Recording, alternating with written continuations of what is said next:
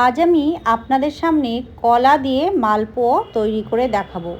সামনেই রথযাত্রা, জগন্নাথ দেবের প্রিয় কিন্তু মালপোয়া। এখানে আমি দুটো কলা খোসা ছাড়িয়ে হাত দিয়ে ভালো করে চটকে নিয়েছি একদম মসৃণভাবে। এই যে এই বাটির এক বাটি সুজি দিলাম, তার থেকে একটু বড় সাইজের বাটিতে এক বাটি ময়দা দিয়েছি। সুজির থেকে ময়দার পরিমাণটা একটু বেশি হবে।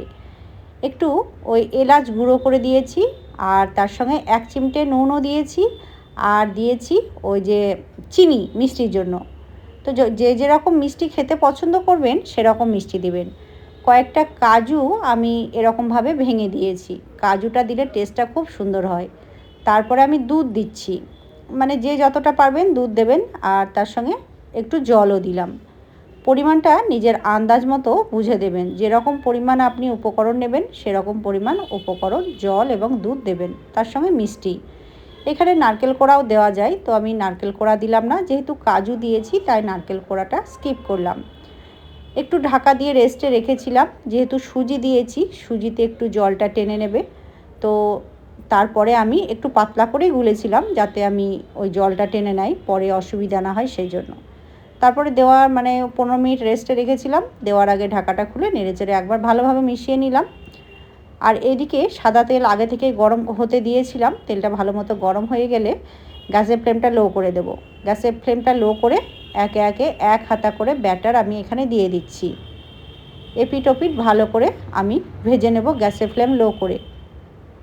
তো দেখুন বন্ধুরা, কত সুন্দর ফুলকো ফুলকো একদম মালপোয়া হয়েছে, একদম লুচির মতো কিন্তু ফুলেছে প্রথম মালপোয়াটা।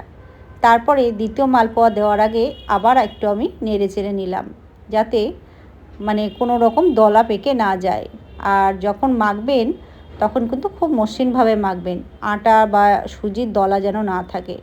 তো একে একে এরকমভাবে দিলাম। সামনেই রথযাত্রা, তাই আমি এই মালপোয়া রেসিপিটা আপনাদের সঙ্গে শেয়ার করলাম। আপনারা বাড়িতে তৈরি করে খেতে পারেন, আর জগন্নাথ দেবকে ভোগ হিসেবে প্রসাদ হিসেবেও চড়াতে পারেন। তো দেখুন কত সুন্দর হচ্ছে ফুলকো ফুলকো মালপোয়াগুলো। একে একে এরকমভাবে সবগুলো ভেজে নেব। তো আমি কলা দিয়ে তৈরি করেছি, খুবই সফট আর খেতে অসাধারণ হয়েছিল বন্ধুরা। আজকে এই মালপোয়া রেসিপিটা তোমাদের সঙ্গে শেয়ার করে আমার খুব ভালো লাগলো। যেহেতু সামনেই রথযাত্রা, তাই আমি তোমাদেরকে রেসিপিটা শেয়ার করে দিলাম।